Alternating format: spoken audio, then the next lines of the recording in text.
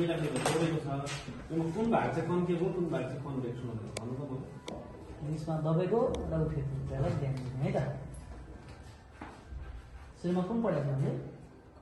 concave के थियो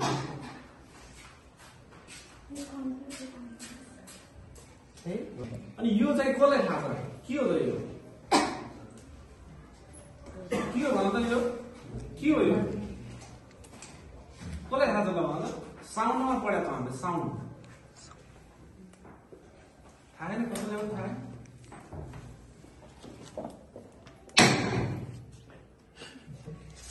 यो साउन्ड वेभ भन्ने पढेको छ नि साउन्ड वेभ यसरी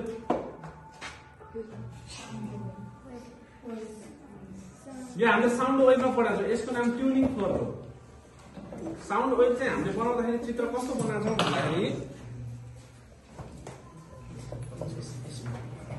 हामीले साउन्ड वेभमा कसरी यस्तरी चाहिँ साउन्ड वेभहरू जान्छ भनेर पढेको होइन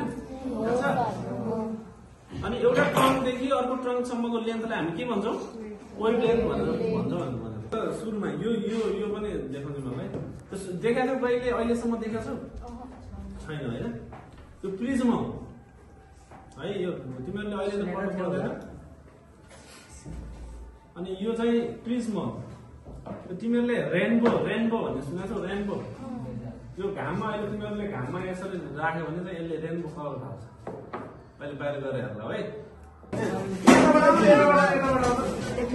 त्यस्तै गर है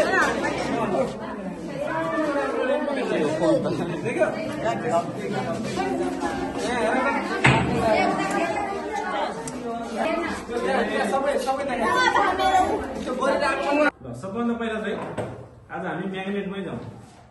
अरूभन्दा पहिला यो नर्मल मिरर यो अहिले भन्छ सबै भन्छ हामी सबभन्दा पहिला म्याग्नेट म्याग्नेट भने के पढाएको छ पढेको छैन अब आज यसलाई त मैले थोरै भनेको छु magnet is the substance which have attractive properties भनेको सामान्य डेफिनेसन चाहिँ पढाएको होइन अनि एट्र्याक्टिभ प्रोपर्टिज भन्नेमा चाहिँ स्पेसल्ली केमा हुन्छ यसको एट्र्याक्टिभ प्रोपर्टिजहरू ओभर द मेटलमा चाहिँ हुन्छ है जस्तै अब चुम्बक भन्ने बित्तिकै यो चुम्बक हो हाम्रो म्याग्नेट होइन म्याग्नेट हो भन्ने बित्तिकै यसले काठलाई समात्छ त आफूले तान्न सक्छ त सक्दैन किन भन्दाखेरि यसले म्याग्नेटिक बोडिजहरूलाई मात्र तान्छ है अनि अर्को कुरा चाहिँ यो हिस्ट्री चाहिँ तिमीहरूले यो म्याग्नेटको हिस्ट्री चाहिँ कसरी आयो भन्ने कुरा भन्छु है म एउटा रमाइलो कहानी छ एउटा म्याग्नेसिया भन्ने ठाउँमा चाहिँ एउटा म्याग्नस भन्ने व्यक्ति थियो अनि त्यो म्याग्नस भन्ने व्यक्तिले चाहिँ त्यो ठाउँमा चाहिँ भेडा चराउँदै थियो है त्यो भेडा चढाउँदै गर्दाखेरि चाहिँ उसले के देखेछ भन्दाखेरि चाहिँ एउटा ढुङ्गामा चाहिँ अर्को ढुङ्गा अर्को ढुङ्गामा चाहिँ अर्को ढुङ्गा चाहिँ खप्टिएर बसेको देखेको छ अनि त्यसपछि के गरेछ भन्दाखेरि उसले त्यो ढुङ्गा हटाउनु खोज्दाखेरि चाहिँ त्यो ढुङ्गाको चाहिँ लोड चाहिँ अर्को ढुङ्गाले गर्दा एउटा ढुङ्गाको लोड चाहिँ अर्को ढुङ्गामा थपिँदै थपिँदै गएको महसुस गरेछ माथि निकाल्दाखेरि ढुङ्गा अनि त्यसपछि चाहिँ उसले के गरेछ भन्दाखेरि चाहिँ एउटा साइन्टिस्टलाई चाहिँ भनेछ यो लोडको स्टोन हो भनेर भनेछ अनि त्यसपछि सुरुमा त्यो साइन्टिस्टहरूले के गरेछ भन्दाखेरि योलाई लोड स्टोन भनिन्छ भनेर भन्छ एउटा ढुङ्गाको लोड अर्को ढुङ्गामा परेको हो यसलाई लोड स्टोन भनिन्छ भनेर भनेछ त्यसपछि रिसर्च गर्दै गर्दै गर्दै गर्दै जाँदाखेरि चाहिँ यो त चुम्बक हो भन्ने कुरा थाहा पाएर त्यो म्याग्नस भन्ने व्यक्ति जुन थियो नि भेडा चलाउने हो त्यसलाई चाहिँ सम्मान दिनको लागि म्याग्नेट भन्ने नाम राखेको चुम्बक है टाइप्स अफ म्याग्नेट भन्ने कति किसिमको हुन्छ दुई किसिमको हुन्छ के हुन्छ एउटा नेचुरल म्याग्नेट हो एउटा आर्टिफिसियल म्याग्नेट हो है नेचुरल म्याग्नेटको इक्जाम्पल अहिले भर्खर सरले भन्नुभयो लोड स्टोन हो अनि आर्टिफिसियल म्याग्नेट भनेको चाहिँ अब तिमीहरूले धेरै देखेछौ आर्टिफिसियल म्याग्नेटिक इक्जाम्पलहरू जस्तै तिमीहरूले रेडियोहरूमा चुम्बक भेटा हुन्छौ होइन अनि यतिसम्म छ कि म्याथमेटिक्समा पनि चुम्बकीय कम्पास भन्छ क्या है म्याग्नेटिक कम्पास भनेर भन्छ त्यो चुम्बकहरूमा कम्पासहरूमा पनि अहिले चुम्बक राख्ने रिसर्चहरूले त्यतिसम्म गरिसकेको छ अब यसमा चाहिँ खासमा चाहिँ तिमीहरूले यो सबभन्दा पहिला यो हेर यसको यो चाहिँ यसलाई हामी बार म्याग्नेट भन्छौँ है बार म्याग्नेट भन्छौँ यसलाई जति सानो सानो पिस बनाए पनि जति टुक्रा टुक्रा पिस बनाए पनि यसको दुईटा चाहिँ पोल हुन्छ दुईटा पोलमा छुट्टिन्छ जति सानो टुक्रा जस्तै योमा चाहिँ स्पर्श बाहिरपट्टिबाट पनि लेख्छौँ हामीले यहाँ हेर एउटा यान लेखेको छ एउटा यास लेखेको छ यो भनेको नर्थ पोल हो यो भनेको के हो साउथ पोल हो यसलाई जति सानो टुक्रा टुक्रा टुक्रा बनाउँदाखेरि पनि दुईटा पोलमा छुट्टिहाल्छ चुम्बक यो चुम्बकको गुण बन्यो प्रोपर्टिज अफ म्याग्नेट भनेको यही हो जति सानो टुक्रा बनाए पनि यो चाहिँ दुईटा पोलमा चाहिँ छुट्टिन्छ नर्थ र साउथ पोलमा छुट्टिन्छ है अनि अर्को कुरा चाहिँ तिमीहरूले 7 क्लास 6 क्लासमा के पढाएको छौ भन्दाखेरि चुम्बकको नेपालीमा हुन्छ है चुम्बकको समान ध्रुव अथवा चाहिँ सेम पोलहरू चाहिँ जहिले पनि विकर्षण हुन्छ रिपेल हुन्छ र अपोजिट पोलहरू चाहिँ भनेको चाहिँ विपरीत ध्रुवहरू चाहिँ के हुन्छ एट्र्याक्सन हुन्छ भन्न खोजेको आकर्षण हुन्छ जस्तै भन्न खोजेको चाहिँ के हो भन्दाखेरि नर्थ र साउथ पोल छ भने एट्र्याक्सन हुन्छ यदि नर्थ र नर्थ पोल चाहिँ हामीले उ गर्न थाल्यो भने त्यहाँ एट्र्याक्सन हुन्छ त्यहाँ रिपेल हुन्छ जस्तै यो हेर यो पनि नर्थ छ यो पनि नर्थ छ भने यो बीचमा एट्र्याक्सनै हुन्छ झन् फोर्स लाउँछ रिपेल फोर्स लाउँछ टाढा भगाउन खोज्छ तर चाहिँ यो ठाउँमा चाहिँ अब यो हामीले चाहिँ साउथ पोललाई लगाइदिने भने यो चुम्बक चाहिँ टाँसिन्छ है यो भागले लगायो भने हामी यो भागले तान्दै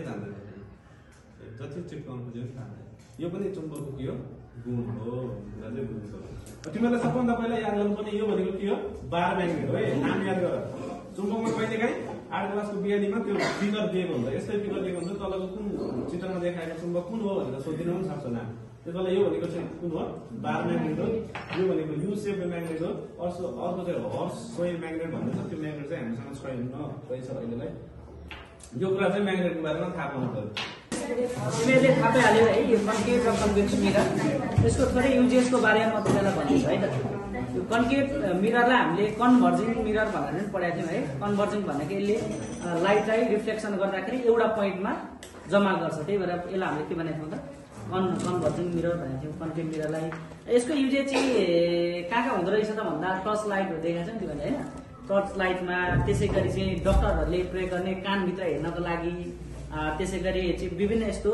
अर्ग्यानहरू हेर्नको लागि चाहिँ डक्टरहरूले यो कन्केभ मिररको प्रयोग गरेको हुँदो रहेछ है त्यसै गरी अर्को कन्भेक्सको चाहिँ तिमीले गाडीको सिसाहरू देखाएको छ नि ग्लास हो त्यहाँ चाहिँ कन्भेक्स मिररको प्रयोग भएको हुँदो रहेछ किनकि कन्भेक्स मिररले आकृतिलाई सुल्टो देखाउँछ त्यो भएर चाहिँ पछाडिबाट आएको वस्तुहरूलाई चाहिँ ठ्याक्क देख्नको लागि यिनीहरूले कन्भेक्स मिररको प्रयोग गरेको हुन्छ र कन्भेक्स मिररले चाहिँ इमेजलाई चाहिँ नजिकै पनि देखाउँछ अर्थात् ठुलो देखाउँछ नि त कन्भेक्स मिररले है त्यो भएर टाढाको वस्तुहरू पनि देखियोस् भनेर चाहिँ त्यो बनाएको हुन्छ र त्यो ग्लासहरूमा गाडीको ग्लासहरूमा त्यहाँ लेखेको हुन्छ एउटा तिमीहरूले हेर्नु object in the mirror appear then के अरे एपियर देन त के भन्ने लेखेको हुन्छ त्यो भनेको हामीले देखिएको भन्दा चाहिँ अब्जेक्टहरू नजिक पनि हुन सक्छ भनेर लेखेको हुन्छ है त्यो भएर तिमीले के थाहा पाउनु पर्यो भनेदेखि कन्भेक्स मिरर चाहिँ विशेष गरी गाडीको ग्लासहरूमा प्रयोग भएको हुँदो रहेछ होइन कन्केभ मिरर चाहिँ टर्च लाइटमा डक्टरले युज गर्ने विभिन्न लेन्सहरूमा चाहिँ कन्केभ मिररको त्यसै गरी अरू चाहिँ विभिन्न केमा थियो भनेदेखि रेडिएसनहरूमा त्यस गरी यहाँ छ तिमीहरूले पढ्यो होला